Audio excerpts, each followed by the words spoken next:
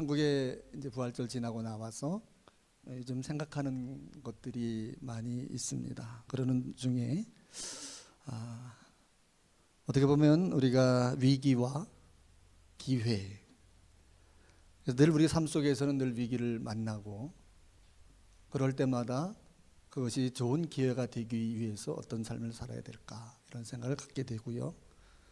24년간의 수많은 위기를 만났지만 그때마다 나의 삶은 기도의 삶이었고 또 주님이 가게 하신 이 길에 또 길을 인지하고 숙지하고 나아가고 이렇게 했을 때 하나님께서 그 길을 열어주시는 것이 그 기회가 됐던 시간들이 있습니다. 오늘 찬양 감사합니다. 저를 위한 찬양인 것 같아서 그렇게 시작이 됐던 그 수많은 위기들이 잠시나마 기억이 나면서 이 찬양을 들으면서요, 그때마다 인도하신 또 열어가신 하나님으로 말미암아 그것이 좋은 기회가 되었습니다. 어쨌든 종로교회 귀하신 분들 이렇게 얼굴 뵈니까 너무 반갑고 고맙습니다. 사실 이 자리는 잘 열어주지 않는 그 예배의 자리인데 먼저 하나님께 감사드리고 우리 김 목사님 진심으로 다시 한번 감사드립니다. 감리교 선교사가 없는 나라를 생각하고 기도하고 있었습니다. 그리고 선교하기 어렵고 또 남들이 가지 않으려고 하는 그러한 나라를 기도할 때에 알게 되었고, 그래서 이제 2002년도에 저희가 하는 학교를 다 정리하고 들어가서 이제 24년이 되어가고 있습니다. 24년 동안에 일어났던 일들을 30분 안에 어떻게 설명을 할 수 있겠습니까? 그러나 지금 결론적으로 말씀드리면 하나님이 하셨습니다. 살아계신 하나님께서 늘 동행하셨고, 저는 에녹의 삶의 그 동행이란 히브리어 말이 할라크인데 그 할라크란 뜻이 함께 걸어가다라는 뜻입니다. 에녹이 함께 300년 동안이나 하나님과 함께 동행할 수 있었던 것은 함께 걸어갔다.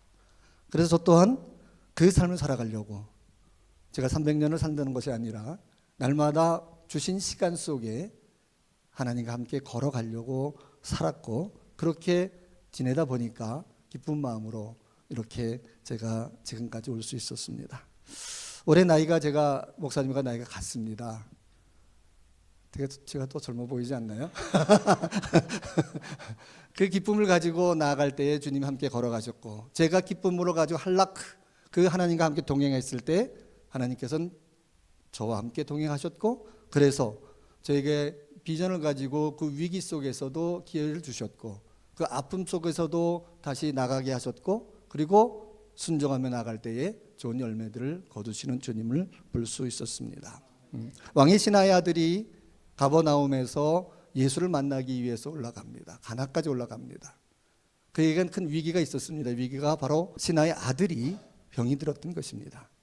그 위기 속에서 가버나움에서 가나까지 올라가는 그 길이 하룻길이라고 되어 있는데 약 30km 된다면 하룻길을 걸어서 그 위기 때문에 주님을 찾아갔습니다.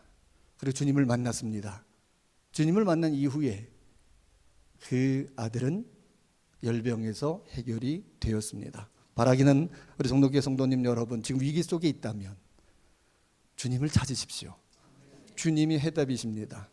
지금 아프고 힘들고 또 쓰러지는 그런 상황이 있다 할지라도 하룻길을 가서 예수를 만나기 위해 갔던 그 왕의 신하의 아들, 왕의 신하, 결국 그는 예수를 만났고 그것이 길인 걸 알았던 그분을 통해서 아들은 살아나게 되었습니다.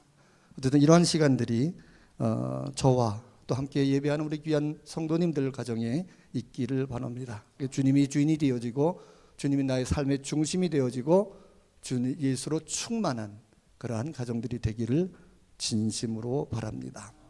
현재 동남아시아에서는 내륙국으로 5개국, 태국과 베트남, 캄보디아, 중국, 미얀마에 둘러싸여 있습니다. 약 48부족의 108언어가 있습니다.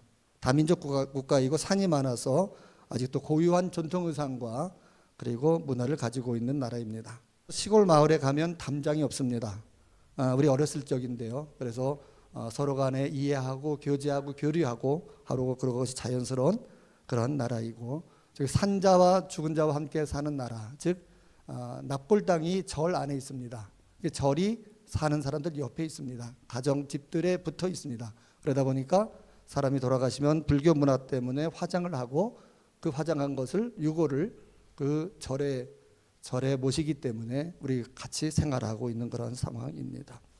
아주 온화합니다. 불교가 한 65.8%가 되고 정령 숭배가 31.2%, 기독교 인구는 약 3% 정도가 됩니다. 헌법에는 종교의 자유가 있습니다. 그 자유는 스스로 선택하는 자유입니다. 우리처럼 기독교인들이 전도하는 것은 불법입니다. 1998년도 저희 제자의 아버지가 전도하다가 붙잡혀가지고 15년형을 받고 다 살고 나와서 작년에 이제 돌아가셨는데, 그러한 일도 있는 나라가 지금은 약 28위 정도의 오픈도어 선교회가 발표한 종교 핍박 나라입니다. 교회가 있는 것이 어쩌면 하나님이 저희들에게 주신 좋은 축복입니다. 그래서 교회를 방문할 수가 있고 또 크리스천을 만날 수 있고 크리스천을 제자 양육해서 리더로 세울 수 있는 것이 하나님께서 교회를 허락하셨던 것입니다. 선교의 역사는 우리나라와 비슷하지만 지금은 약 전체 인구 3%에 한 30만 정도, 25만에 30만 정도 크리스천이 있습니다. 왕정을 거쳐 75년대 공산주의가 되면서 기독교를 핍박하는 국가가 되었습니다. 한 68여 개 교회에 한 3천여 명의 성도가 있습니다. 그러나 아직 정부로부터 인정받지 못하고 있기 때문에 지하교단이고요. 저는 그들하고도 같이 협력 사역하고 있습니다. 지난 98년부터 굉장히 핍박의 시간이 있었고요. 그런 시간이 지나며 지금은 굉장히 어떻게 보면 저희가 사는 비엔티아는 전혀 공산주의 국가를 못 느낄 정도로 자유한 그런 나라가 되었습니다. 그래서 교회적으로 신앙적으로 접근하고 하는 것이 어려움이 없는 그러한 시기가 되었습니다. 자, 사진을 보면 제가 2003년도부터 사역한 남대 교회입니다. 세 가정이 시작을 해서 양철지붕으로 교회를 만든 거를 광림교회 청년부에 헌금해가지고 저 교회를 건축을 하였습니다. 지금은 약 39가정에 한 360명 정도가 예배하는 그러한 예배 공동체가 됐고요. 저의 학사, 기숙사 공동체에 그 처음 나온 친구들이 저 교회 출신들이 많이 있고요. 저 또한 저 교회 사역하러 가다가 경찰한테 잡혀가지고 6시간 동안 구치소에 있었던 그런 것도 저 교회입니다. 지금 활발하게 활동하는 남대 교회이고요. 오른쪽에 있는 사진은 저희가 그 센터에서 샌디교회라고 저희 제자들 중심의 청년교회를 모이고 있습니다. 약 60여 명의 청년들이 예배하는데 어느 한 교회가 청년 사역을 위해서 또 신학교 사역을 위해서 차량을 헌금해 주셨습니다. 그래서 저기에 차량 앞에서 너무 좋아가지고 사진을 찍고 있는데 사실은 저만 운전하고 있습니다. 저와 전도사. 저들이 좋아할 일은 아닌데 어쨌든 저렇게 즐거워하면서 사진을 찍고 올렸고요. 밑에 있는 그 사진은 감리교회 본부교회입니다. 저 교회는 포천에 있는 일동 감리교회에서 후원하셔서 저희 교회와 또 기숙사를 저희들이 헌물을 해서 저기서 매년 우리가 1년에 2번 정도 목회자 훈련을 합니다. 그래서 그 목회자 훈련할 때에 사용하기 위해서 저희 기숙사도 저희들이 세우고 하고 있습니다. 저희 주사역은 차론 공동체 사역입니다. 그래서 5가지 종류의 사역을 집중하며 지금까지 하고 있습니다. 차론 국제학교를 통한 교육선교, 그리고 차론 학사를 통한 제자 양육선교, 그리고 아가페 교회 개척 훈련원 및 신학교, 제자들과 함께하는 다음 세대 선교, 그리고 교회 개척을 하고 있습니다. 먼저 차론 사진에 있는 건 유치원입니다. 저 위에 있는 사진은 유치원이고요. 그 밑에 있는 저녁에 찍은 사진이 저희 교육센터입니다. 교육센터고, 오른쪽에 있는 사진은 저희 신학교, 저희 샌디교회 예배 장면이고, 그 밑에 있는 사진은 비엔티안에서 한 150km 떨어진 까시라는 곳이 있는데 거기에 저희가 37명의 청소년들을 데리고는 공동체를 하고 있습니다. 그 공동체 사진이고, 왼쪽 사진은 깽파양 교회라고 저희 개척을 해서 저희가 전도 초청 잔치를 했습니다. 그래서 약간 100여 명이 와서 맛있는 김밥과 떡볶이, 라면을 먹고 복음을 듣고 즐거워하고 사진 찍은 그런 장면, 깽파양 교회 개척한 교회입니다. 종교 비자가 나오지 않습니다. 선교사 비자도 없습니다. 어떤 반드시 비즈니스를 해야 되는 상황에서 교육 선교를 통해서 미래를 준비하자라는 마음으로 준비하고 나아갔습니다. 저희가 2000년도에 교육부 차관을 만났습니다. 사회주의이기 때문에 굉장히 교육을, 중국이나 베트남은 외국인이 학교하는데 자기의 학생들을 보내지 않고 있습니다. 보낼 수가 없습니다. 받지 못하고 있습니다. 중국하고 베트남은 외국인에게 학교를 열어주지만, 그러나 자국민이 아닌 외국인을 위한 학교를 넣는데, 제가 교육부 차관을 만났을 때 그분께서 저에게 다 열어준다. 너희들이 와서 여기 와서 초등학교, 중학교, 고등학교, 대학교까지 여기서 했으면 좋겠다 하고 교육부 차관이 저희들에게 이야기를 했습니다. 그래서 저희들이 교육을 통한 선교를 가지고 나갔을 때에 저는 좀 평범한 좀 서민의 또 커리큘럼의 학교를 하고 싶었는데, 아내는 미래 20년 30년 이후에 크리스찬 지도자를 만들기 위해서는 국제학교가 있으면 좋겠다. 그래서 그때나 지금이나 아내에게 순종하는 것이 가장 현명한 길인 걸 알기 때문에 순종해서 그렇게 하자. 그래서 저희가 국제학교를 2005년도에 열어서 지금까지 하고 있습니다. 교육을 통한 미래의 하나님의 사람을 세우는 학교로 방향을 틀었고요. 저희 학교의 목회자 자녀들, 그들은 전 국제학교에 다닐 수 없는 그러한 형편입니다. 경제 형편입니다. 근데 그들이 저희 학교에 다니게 되면 100% 장학금을 줍니다. 그런데 한 20여 명의 목회자 자녀, 저는 그들에 대한 꿈이 있습니다. 이렇게 잘 성장돼서 영어가 되기 때문에 한국에 연세대학교나 근처 무슨 대학이죠? 감리교신학대학이나 한동대학교나 또는 안산대학교나 이렇게 가서 거기서 공부를 하고 다시 돌아와서 그들이 20년 30년 이후에 지도자가 되는, 그때는 그들이 지도자가 됐을 때는 그 모든 사회주의나 기타 여러 가지 부분에 바꿔가는 것에 대한 꿈을 꾸고 이들을 양육하고 있습니다. 그래서 목회자 자녀들을 100% 장학금을 주는데 작지 않은 학비인데 그들에게는 큰 좋은 위기에서 좋은 기회가 되었고, 이것을 통해서 그들이 미국이나 호주나 이런 가는 길을 열고 지금 있습니다. 현재는 교육부로부터 중학교 3학년까지 허가를 받았습니다. 외국인이 정부로부터 학교 허가를 받은 건 저희밖에 없습니다. 저희 학교를 졸업하고 나면 그냥 일반적인 커리큘럼을 해도 한국이나 기타 다른 나라에 가는 건 전혀 어려움이 없습니다. 캠브리지 커리큘럼을 사용하고 있고요. 지금은 중학교 3학년까지 허가를 받아 현재 한 150여 명의 다국제 18개국 나라의 학생들이 저희 학교에서 공부하고 있습니다. 저희 학교의 장점은 선교사들입니다. 미국, 영국, 필리핀 선교사들이 함께 협력하고 있고, 교사들은 저희의 제자들입니다. 다 크리스천 제자들이고, 그렇게 해서 함께 크리스천 만들어가는 아름다운 학교로 성장되고 있고요. 조금만 더 자랑하면은 대통령의 손자가 다녔던 학교이고요. 안 놀래시는구나. 여기 대통령 오셨었나요?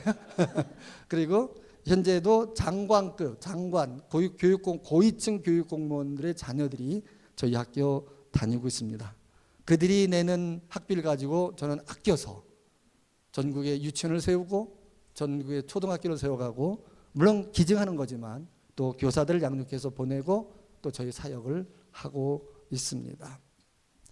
한 가지 문제는 저희가 임대를 해서 운영하고 있는데 기도 부탁을 드리겠습니다. 2029년도에 임대 기간이 만료가 됩니다. 그렇게 되면은 저희가 중고등학교를 위한 그런 학교를 하기 위해서 준비하고 있는데, 제가 목사님께만 어제 잠깐 말씀드렸습니다. 아마 좋은 일이 있지 않을까라는 생각을 가지고 기도하고 있습니다. 자, 사진에 유치원 저희 전경입니다. 유치원은 현재 4개 반이 있고요. 오른쪽에 제가 봐도 12월 20일경에 반드시 성탄절 발표를 합니다. 이거라도 해야 그래도 우리가 선교사로서 그 나라에 믿지 않는 지도층의 자녀들에게 예수 그리스도의 복음을 설명할 수 있겠다 싶어서 저희들이 반드시 성탄절 발표를 합니다. 초등학교이고요. 가운데 사진이 저희 직원들입니다. 교사, 교직원 또는 일종 전부 다 해서 56명의 교직원들이 있습니다. 아래 사진은 저희 초등학교 성탄 발표의 사진이고, 오른쪽에는 저희 초등학교, 유치원, 초등학교, 중학교 졸업하는 졸업생 사진입니다. 두 번째 샤론 공동체 사역 중에 저희가 샤론 학사를 통한 제자 양육 선교를 하고 있습니다. 외국인이 선교하는 것을 부러워하고 있습니다. 또한 선교 초기 교회들을 방문하면서 그들이 원하는 것을 알게 되었습니다. 너무너무 가난하다 보니까 자녀들을 공부 하나도 못 시키고 있었어요. 그래서 제가 중학교, 고등학교는 지역에서 장학금을 주어서 고등학교를 졸업하게 시켰고, 또 그들을 고등학교 졸업하면은 대학까지 가기를 원하는 친구들은 저희 BNT한 제가 있는 곳에 불러들여서 같이 기거하는 그런 학사를 하였습니다. 또 제가 아까 말씀드린 대로 남대교회 방문했을 때에 구치돼서 한 6시간 동안 조사를 받고 거의 감옥에 갈 수 있는 상황 속에서 하나님의 은혜로 또 풀려났기 때문에 이제는 내가 지역을 방문해서 그들에게 성경을 복음을 나누는 것보다는 이제는 그들을 불러들여서 하는 게 좋겠다. 그래서 훈련을 시키자. 그래서 저희의 선교의 방향이 달라지게 된 것이 학사입니다. 저희 두 자녀는 초등학교 5학년 때, 중학교 2학년 때 치앙마이에 가서 공부하고 지금까지 같이 살지 않고 있습니다. 그러나 하나님께서는 그 학생들 20여 명을 매년 허락해 주셔서 저희 공동체에는 매년 20에서 30명의 학생들이 함께 기거하면서 그들이 공부할 때 필요한 장학금, 학비, 용돈, 일단 모든 것까지 같이 살면서 그들과 그렇게 해서 지낸 지가 벌써 한 17년 정도 되는 것 같습니다. 근데 가장 그들에게 가르치기 좋은 것은 저의 삶을 보고 배우는 것 같아요. 제가 힘들어하면 같이 힘들어하고, 제가 말씀 읽지 않으면 같이 안 읽고, 제가 기도하지 않으면 같이 기도 안 하고, 반대로 제가 말씀 읽고 열심히 보이는 읽는 것 같으면 그걸 보고 아저씨들도 옆에 앉아갖고 말씀 보고, 제가 새벽 예배 끝나고 1시간 기도하고서는 같이 옆에 와서 기도하고 있고, 뭐 그렇게 그것이 그들을 가르치게 됐고, 지금은 그들이 벌써 사회 성인 35, 38, 40, 42 되면서 이제는 그들이 중심이 돼서 그 안에서 결혼도 해가지고 15명의 유치부가 생기는 이러한 일도 지금 일어나고 있습니다. 지방에 거주하는 소수종족 학생들 8개 도에서 했고요. 소수종족들을 아까 108개 언어, 48종족이 있습니다. 언어가 다릅니다. 이게 어르신들이 초등학교를 다니자는 분들은 그 자기네 종족 언어만 알죠. 그들을 불러서, 그들을 해서 제가 가서 복음을 전하는 건 2중, 3중의 통역이 들어가고 어렵고, 그래서 그들을 불러서 양육을 해서 신학을 시켰고, 그래서 그들을 보냈습니다. 각도에 보내서 그 소수종족 그들을 세워가는 사역을 하고 있고요. 그 중에 우돔사의 주라고 하는 곳에 역시 48명의 공동체를 하고 있고요. 그들 중에 우리 전도사 부부는 그 까시라는 곳에서 37명과 함께 공동체 생활을 하면서 지금 기도하고 있습니다. 저기 있는 사진이 그렇습니다. 저 첫 번째 사진은 매년 저희가 전도잔치를 합니다. 청년들인데요. 카페를 하나 빌려가지고요. 저희들이 너희들이 모시고 올 수 있는 모든 친구들 다 데리고 와라. 부페로 식사를 하면서, 그리고 나가고 들어오면 저기 문을 잠깁니다. 3시간 동안. 3시간 동안 못 나가게 하고, 그 안에서 제가 영화도 보여주고 제가 설교도 하고 C2C라는 거 복음도 전하고 하면서 복음을 반드시 듣게 합니다. 그리고 3시간 이후에는 문 열어주고서 이젠 가도 된다. 근데 이걸 통해서 그들이 한번 복음을 들은 친구들은요, 복음이 일을 합니다. 예수 그리스도가 일을 해요. 그래서 그 복음을 들은 친구들은 다시 오게 되는 경우가 많이 있습니다. 어제 잠깐 자랑했지만 저희가 C2C라는 방법을 가지고 22개의 저희 연결된 교회에서 지난 6개월 동안에 복음을 전해서 세례를 준 친구들이 300명이 되었습니다. 큰 부흥이 일어나고 있습니다. 저희 제자들에게 C2C를 가르쳐주고 T4T 모르면 나중에 유튜브 찾아보세요. 그리고 CP, Church Planning 이런 걸 가르쳐줘서 그들이 토요일마다 나가서 전도하고 돌아와서 저한테 보고하면 몇 명 정도 전도했습니다. 보고하고. 그래서 그들이 와서 어떻게 할까요? 해서 양육을 하고, 그리고 그들에게 그러면 거기는 세례를 우리는 부활절, 성탄절 주잖아요. 근데 거기는 세례 받겠습니까? 예. 그럼 그 자리에 세례를 줍니다. 그게 이제 300명이 되었다는 거죠. 이 학사를 통해서 저희 어떤 제자들의 양육이 되어지고, 오른쪽에 제자들이 또 팀이 있습니다. 사역팀이 있어서 오른쪽에 있는 사진은 저희 남대교회 가서 거기 주일학교 아이들에게 저희 팀들이 가서 사역하는 장면이고요. 가운데 있는 사진이 Can we meet you인가요? 뭐 그런 데 있는데 그게 저희 제자들입니다. 제자 사역팀입니다. 그리고 밑에 있는 사진은 밑에 왼쪽에 있는 사진은 가시 지역의 37명의 공동체. 저희들이 영어 교육센터를 세워줬어요. 4칸을. 그래서 그 사역자는 영어를 가르치면서 그 지역에 38개의 교회를 관리하고 있고요. 그 중에 중학교, 고등학교 못 가는 아이들을 불러서 37명 아이들을 저희들이 데리고 있습니다. 오른쪽에 있는 남대교회, 매년 저희들이 청소년 수련회를 합니다. 그러면 200명에서 300명의 청소년을 불러서 새로운 아이들이, 그 안에 재밌어요. 예, 스님도 와서 앉아 있고요. 오면 부르면, 그리고 경찰도 앉아 있고, 또 레카팍이라고 공상당원도 앉아 듣고, 그들이 얘기하잖아요. 시작하면 저는 문 닫는다는 거. 그래서 한 2박 3일간 같이 복음을 듣다 보면 바뀌어져서 돌아갑니다. 예. 그 다음을 볼까요? 예. 그 다음에 세 번째, 아가페 교육개척 훈련. 이제 시작한 지 얼마 되지 않았습니다. 2024년 2월에 국제교육협력센터 봉헌 예배 이후에 작년 5월에 교회 개척 훈련을 아가페 신학교를 시작했습니다. 그래서 유일하게 인정받은 교단과 협력해서 저희들 목회자 양성을 하고 있습니다. 현재 25명이 등록을 해서 3명이 이제 힘들어서 나갔고 지금 22명이 공부하고 있습니다. 2년 동안에 12번 총 23하고 48학점을 이수하게 되면 교단으로부터 졸업장을 받게 되고 그것을 가지고 저희들이 이제 본인들이 또 사역을 하게 될 것입니다.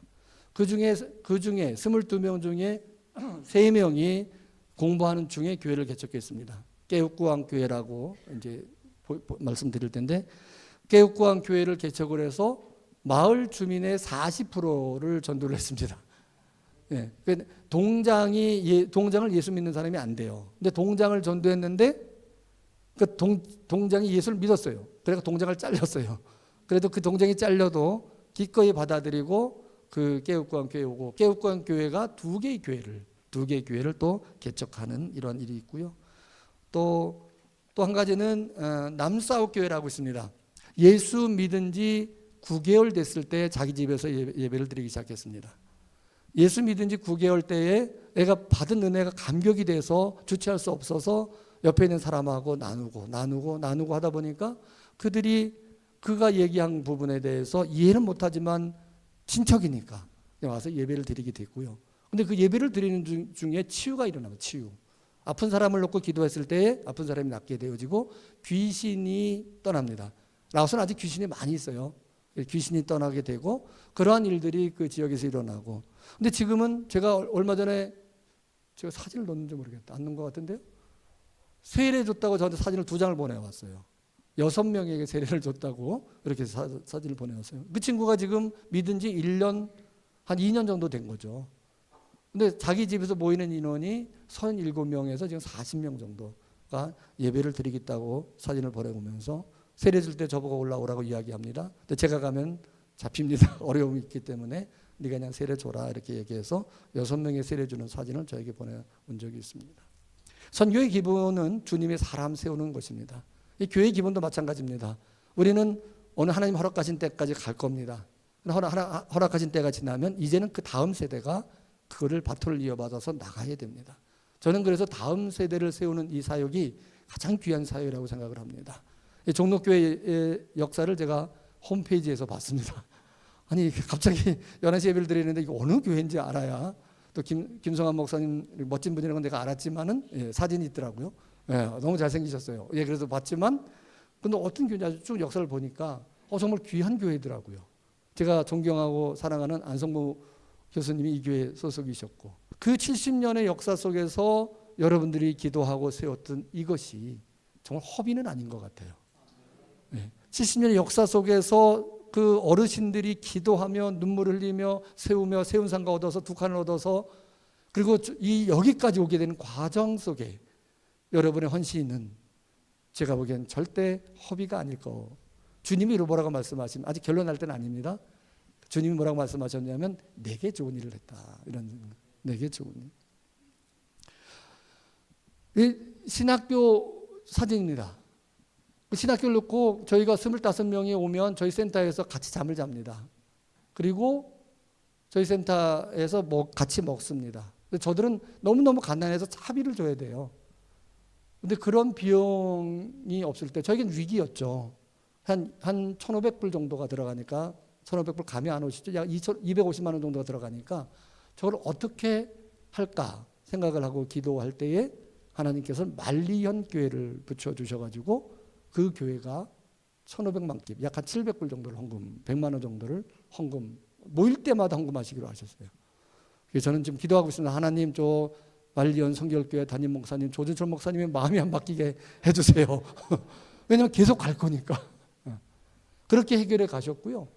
저희 아가페 플로 헌금이라고 한 분당 한 교회랑 연결시켜갖고 3만 원 헌금을 제가 하고 있는데 안 될 줄 알았어요. 근데 저는 한국의 크리스천들이 참 위대하다는 게, 믿음이 참 순수하다는 게 22명이 다 채워졌습니다. 예. 그러니까 재정이 제가 위기라고 생각해서 쫓아다는 것이 아니라 무릎 꿇고 하나님께 기도하고 또 하나님의 선하신 인도하심을 믿고 또 할라크, 주님과 동행하는 그 삶을 그 자리에 살아갈 때 하나님께서 그 일들을 이루어 가시더라고요. 지금은 저 아가페 신학교 재정 차가 필요했어요. 왜냐하면 멀리서 오니까 그들을 데리고. 그래서 제가 차량 있어야 되겠는데 어떻게 하면 좋겠나 하고 기도만 했어요. 그리고 제가 기도 편지에 올렸는데 올린 지 이틀 만에 연락이 왔습니다. 헌금하겠다고. 알아보세요. 그래서 근데 그때 알아볼 때 제 믿음이 좀 커서 좀 한 5만 불짜리 이렇게 알아봤어야 되는데 알아보니까 17,800불.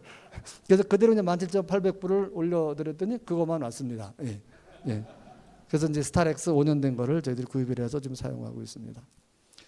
왜 그 얘기를 하겠어요? 주님이 사람 세우는 일에는 가장 급하신 분이 하나님이시더라고요. 하나님은 그런데 직접 일하실 수도 있는데 사람을 통해서 일하시니까 저는 이 종록교회가 담임 목사님 어제 말씀 나누고 오늘 말씀 나누면서 비전이 있어요. 그 비전이면 가능하다는 생각을 갖게 되었습니다. 저기 앉아있는 우리 귀한 미래의 주인공들 기대됩니다. 가운데는 이제 부총회장이 와서 저희 그 아가페 신학교 개회에 설교를 하고 사진 같이 찍었고요. 저렇게 해서 저 밑에 있는 신학교 장면이고요. 마지막으로 제자들과 함께하는 교회 개척 및 다음 세대 선교 하겠습니다. 선교의 주인은 하나님이십니다. 요즘 용어가 선교적 교회라고 얘기해요. 우리 모두가 선교사입니다. 우리가 선교사로 부름을 받은 것이 직장이고 우리가 선교사로 부름 받은 것이 가정이고 주인이신 주님께서 그리고 은혜로 함께 하시고 세워가시고 이루어 가십니다. 선교의 방향을 알게 하셨습니다. 그리고 저희는 먼저 가신 그 길을 따라서 동행하시는 하나님과 함께 그 길을 지금 나아가고 있습니다. 2014년 성령 강림절 때였습니다. 당시 저희들이 샌디교회 모임이 한 90여 명이 됐었는데 주변에서 그 사포안통 느아 저희 집이 있는 곳입니다. 그 마을에 한국인이 예배를 드렸는데 조금 경찰이 좀 지켜보고 있다 이런 얘기를 제가 들었습니다. 두렵잖아요. 그래서 이제 교회 모임을 취소하고 저희 제자들 사역자 중심의 12명이 그때 모이고 있었습니다. 2014년 5월 23일 성령 강림절 같이 함께 찬양하고 기도하고 그리고 그 토요일 날 나가서 전도했던 걸 나누고 그리고 한 명 한 명 하나님의 사람으로 서기를 원하는 사람 나와라. 그래서 같이 기도하자. 12명이 모여서 그를 위해서 기도해주고 저도 감리교 목사잖아요.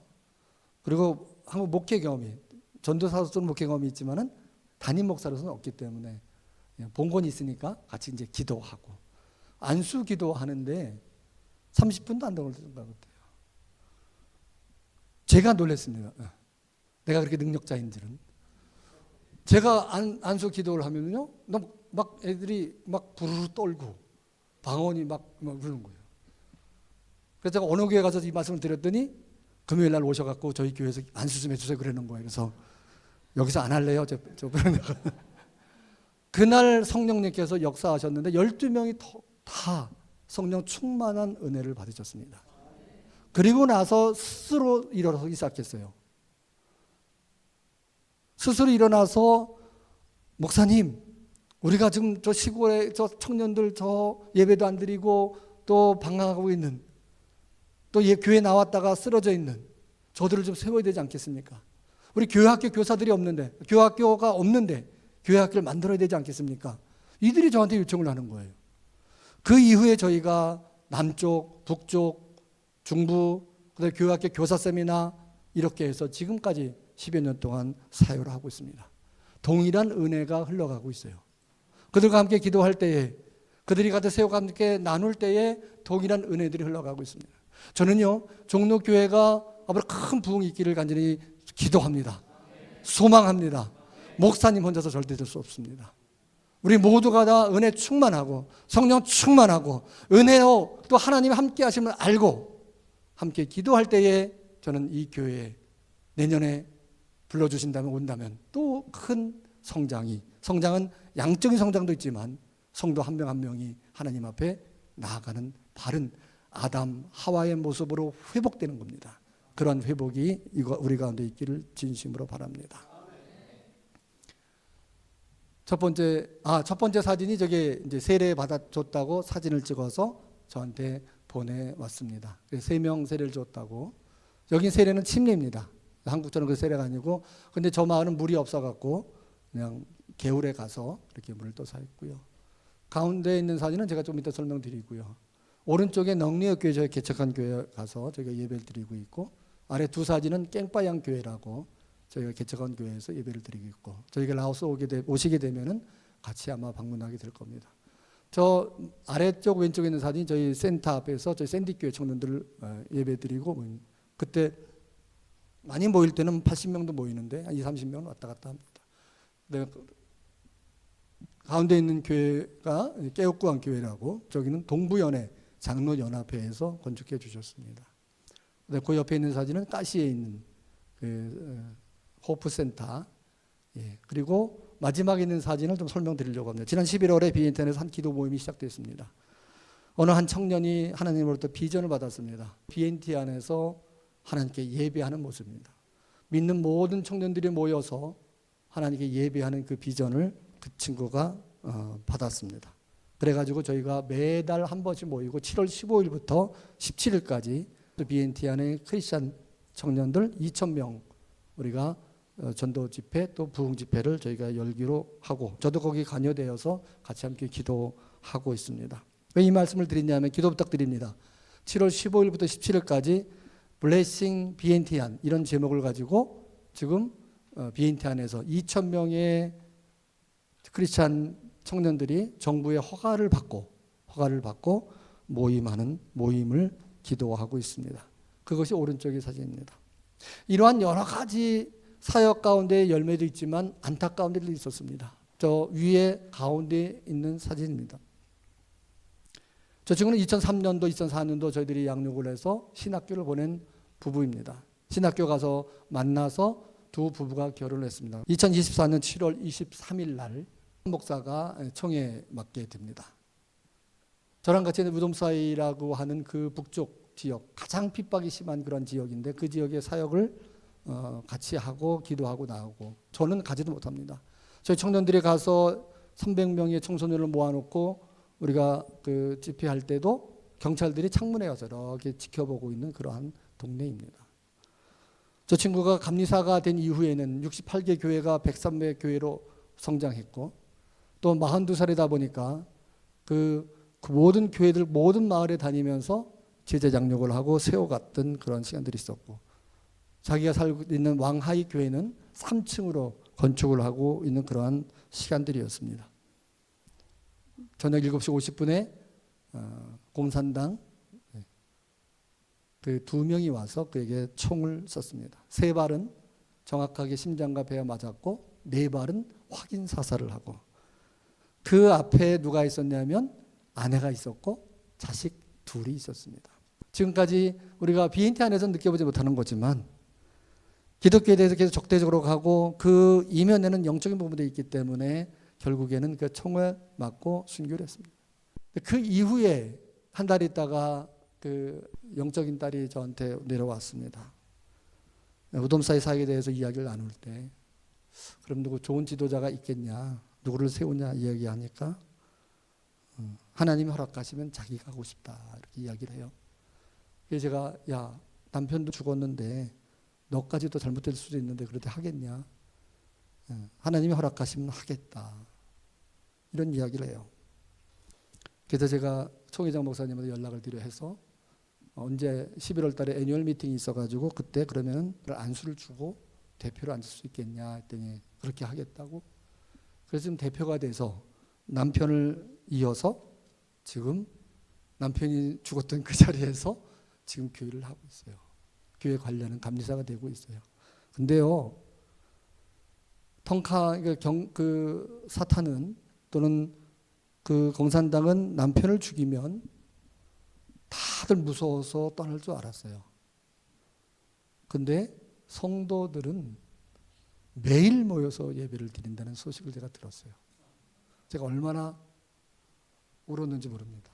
영적으로 사탄이나 기타 우리 기독교를 대적하는 것들이 아무리 그렇게 해서 우리를 무너뜨리려고 해도 하나님의 사람들은 모여서 하나님께 기도하고 그 아픔을 기도로 이겨내고 그리고 눈물로 그 가정을 위해서 기도하고 그 사역을 위해서 기도할 때에 그 이야기를 제가 듣는 순간에 오열할 수밖에 없었습니다. 왜냐하면 제가 그때 굉장히 저도 몸이 안 좋을 때 그 소식을 듣고 힘들어할 때인데 내가 이렇게 더 이상 힘들어하면 안 되겠구나. 저들을 위해서 같이 기도하는 시간을 가져야 되겠구나 라는 생각을 갖게 되는 시간이 되었습니다. 시간이 많이 지났습니다. 그러나 오늘 이 자리 마지막 결론적으로 내고 싶은 거는 오늘 왜 이 말씀을 택했냐면 여기 보면 그 마리아가 예수께서 식사하실 때에 향유 약 300데나리온이나 되는 그 향유를 예수의 머리에 부은 사건을 가지고 거기에 있었던 가룟 유다 외 어떤 사람들은 그를 책망하게 됩니다. 어떤 사람이면 가룟 유다를 우리는 금방 알 수 있는데 요한복음에서 보면 어떤 사람들입니다. 서로 말하여 어찌하여 이 향유를 허비하는가? 이 300데나리온 이상의 팔아 가난한 자들에게 줄 수 있었겠다. 그리고 여자를 책망합니다. 근데 저는요, 예수의 그 답변에 제가 큰 은혜가 돼서 6절입니다. 6절. 예수님은 그 여인, 그 가룟 유다와 그 제자들이 그렇게 평하는 걸 가지고 예수는 뭐냐면 가만두라. 너희가 어찌하여 그를 괴롭게 하느냐? 그가 내게 좋은 일을 하였느니라. 가만두라. 명령입니다. 그 여자의 괴로움을 아셨습니다. 주님이 이런 분인 거예요. 우리의 아픔과 우리의 슬픔과 우리의 기도하는 모든 것을 아시는 주님이십니다. 그 상황 속에서 어떤 사람들은 그 여자를, 그 마리아를 비난하고 책망했지만 주님은 그의 괴로움을 아셨습니다. 그리고 나서 말씀하십니다. 내게 좋은 일을 했다. 이 말씀을 묵상하면서 오늘날 우리들의 헌신에 대한 생각을 갖게 되었습니다. 주님의 은혜 때문에, 주님의 사랑 때문에 나아갔던 그 시간들, 주님의 사랑과 은혜 때문에 드렸던 물질들, 기꺼이 내 시간 허비하고 주님 때문에 드렸던 모든 시간과 물질과 헌신들, 어떤 사람들이 보면 그것을 무시하고 책망할 수도 있겠지만, 비난할 수도 있겠지만, 저는 우리 주님을 믿습니다. 주님은 내게 좋은 일을 했다 이렇게 말씀하십니다. 허비라고 이야기합니다. 그것이 허비일까요? 구원받고 그 기쁨으로 날마다 주님의 은혜 때문에 그 복음을 전하기 위해서 살아가는 그 삶, 그것이 허비일까요? 새벽에 나가서 무릎 꿇고 기도하고 이 교회가 리모델링하고 세워질 때에 드렸던 수많은 헌신들, 이것이 허비일까요? 지금도 그 아픔 때문에, 슬픔 때문에 선교를 위하여, 미래를 위하여 부르짖는 그 기도 제목들, 기도들, 그것이 허비일까요? 저는 주님은 그것을 보고 내게 좋은 일이다 평한다는 것입니다.